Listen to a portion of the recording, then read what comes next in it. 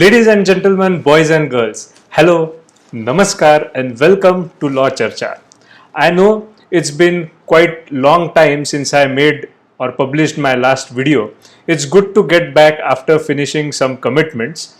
I have got comments from viewers. I am happy that videos are being liked by all.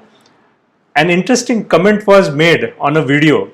The comment is on my opening of the video addressing ladies and gentlemen, boys and girls. I will read that comment on the video by one of the viewers who says, and I quote, moving towards inclusiveness of all genders into bracket LGBTH bracket close, airlines across world are dropping ladies and gentlemen, comma, boys and girls from their announcements.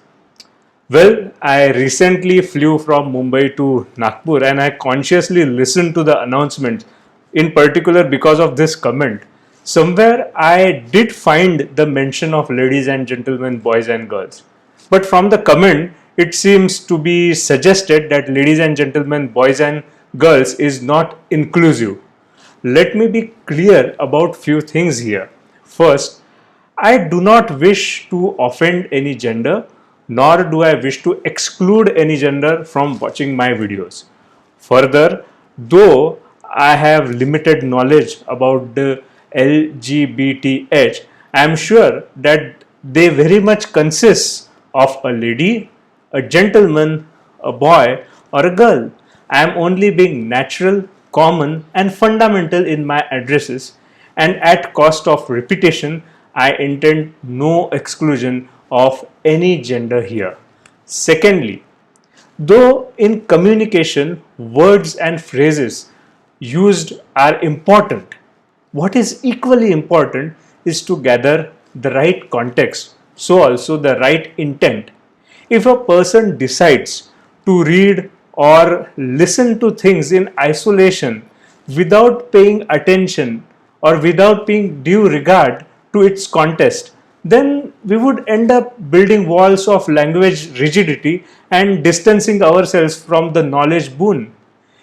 In one of the classes which I attended as a student, not the same but a similar issue arose where gender equality was being discussed, and the lecturer was commending some organization for using chairperson as a term instead of chairman. It's indeed a good reform so far as the nomenclature changing goes, but more important is the intention that derives from reforms. This is where I felt like looking into the often forgotten but most important, an enactment given to us by the Brits again, that is the General Clauses Act.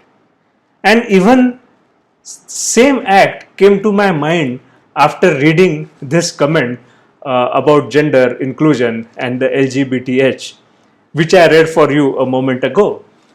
And the provision that straight struck to me was section 13, which read, I will read it for you, gender and number.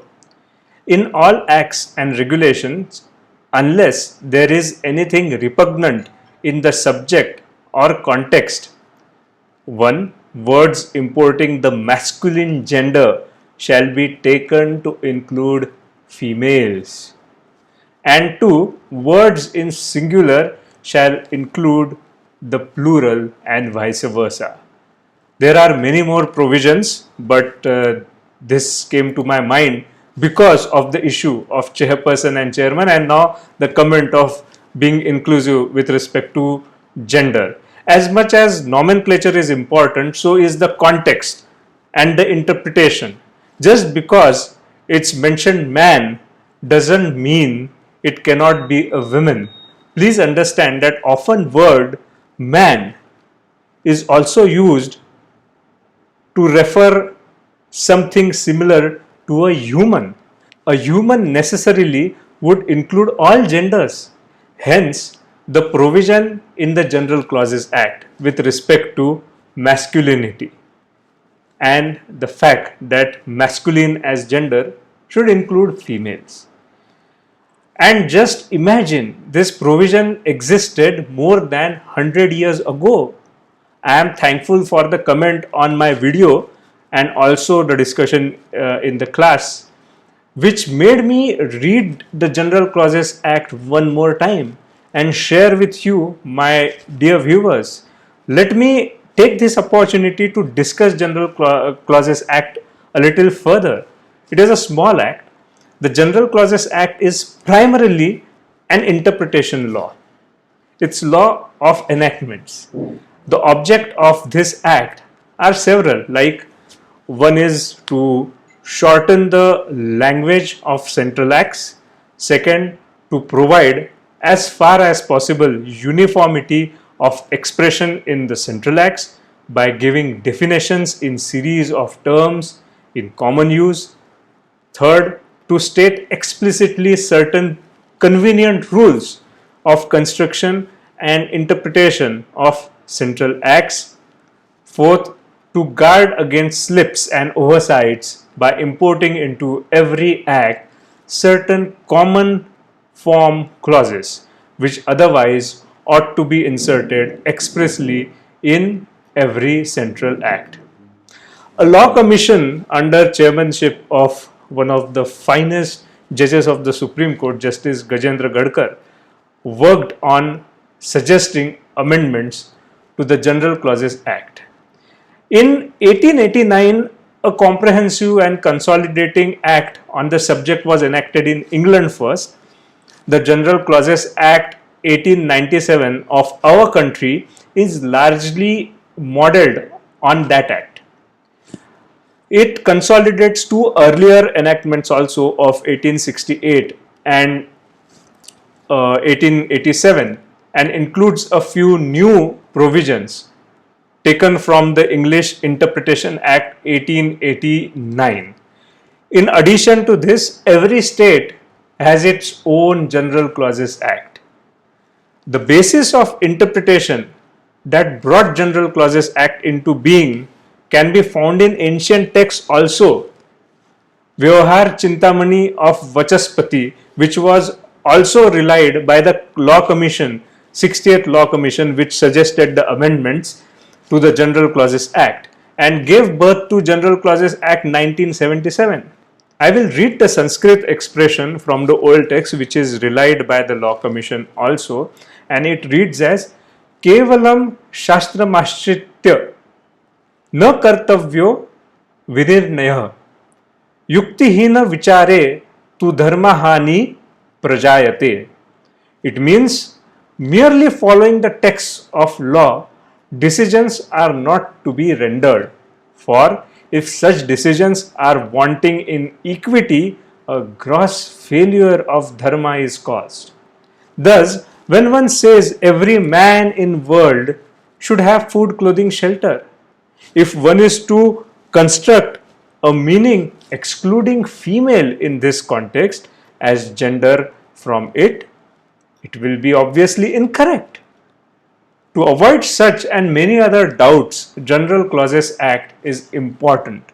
To mention few provisions which are useful, apart from, of course, which the one I read, section 13, the other which can be used in day-to-day practice for a lawyer, and one of it is the definitions itself mentioned in section 3 and the terminologies in there like financial year, month, father, son, oath, what is meant by oath, what is meant by person, and many more such terminologies are mentioned. Furthermore, just like how the meaning of gender is explained in section 13, commencement of time, termination of time, computation of time, measurement of distances, and similar concepts are also explained. So if a particular event is due on a particular day, like some application has to be submitted in a court on a particular day, and then that day is a holiday, a public holiday, then when does the submission of such application becomes due? This you will find in the General Clauses Act. Then how distance has to be measured in case there is some issue with respect to a land or a property. The answer to such question is in the General Clauses Act, where for measuring, for instance, it says that measurements are to be taken straight, in a straight line on horizontal plane. That is how measurement is done according to General Clauses Act. So basically, General Clauses Act can be regarded as law of laws, and as the Supreme Court has held that whatever the General Clauses Act says, whether as regards the meaning of words or as regards legal principles, has to be read into every act to which it applies. It is obvious that all rules of interpretation cannot be codified, but the General Clauses Act attempts to do exactly the same. It is a good guide to avoid complications and confusions, and sometimes it helps to take us to basics, like in the issue of gender. Sometimes, in enthusiasm to push liberalism or libertarianism, as it is said, we end up ourselves becoming rigid over petty things and thereby unconsciously acting against liberalism itself. Instead, liberal interpretation over literal interpretation will help achieve the liberty for every gender as well. Let's not be rigid. Once again, I thank for the wonderful comments, including the one that made me read the General Clauses Act and appreciate it even more than before. I recommend every student of law to read the General Clauses Act at least once, and if you have time, do read the 68th Law Commission report also for deeper understanding of the subject. So, ladies and gentlemen, boys and girls, inclusively, thanks for watching this video. I hope you subscribe to Law Charcha and keep watching.